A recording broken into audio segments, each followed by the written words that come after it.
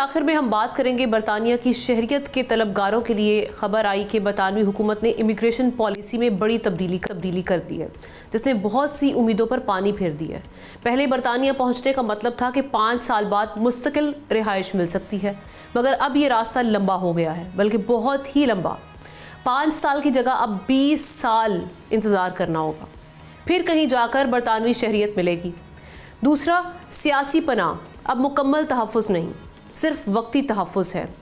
कुछ अरसे बाद केस दोबारा खुलेगा। अगर होम ऑफिस समझे कि दरख्वास्त दहिंदा का मुल्क दोबारा महफूज हो चुका है तो उसे वापस भेजा जा सकता है। मज़ीद सख्ती ये कि अब फैमिली रीयूनियन भी आसान नहीं रही।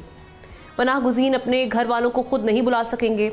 जो शराइत एक आम बरतानवी शहरी के लिए होती है, वही सख्त शराइत उन पर भी अब लागू होंगी। आमदनी साबित करना होगी, रिहाइश दिखाना होगी। गैर कानूनी रास्तों से आने वालों के लिए ये रास्ता और भी दुश्वार हो गया। सिटीज़नशिप के लिए अच्छे किरदार का टेस्ट सख्त कर दिया गया है। दरख्वास्त रद्द होना अब आम बात हो सकती है।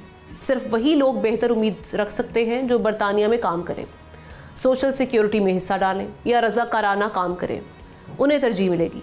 सवाल यह है कि इस पॉलिसी के बाद कौन बरतानिया की शहरियत के लिए कोई ख्वाहिशमंद रहेगा, वो कौन इतनी उम्मीद लगाएगा, क्योंकि 20 साल का जो इंतज़ार है और मज़ीद जो शराइत सख्त कर दी गई हैं, उसके बाद क्या सिस्टम वहाँ पर बन सकता है। इस खबर के हवाले से कमेंट सेक्शन में जाके आप अपनी राय का इजहार कर सकते हैं। हमें प्रोग्राम से इजाज़त दीजिए, इंशाल्लाह कल मुलाकात होगी। अल्लाह हाफ़िज़।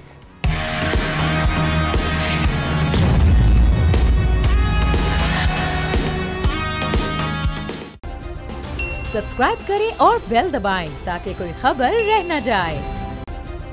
सब्सक्राइब करें और बेल दबाएं ताकि कोई खबर रह न जाए।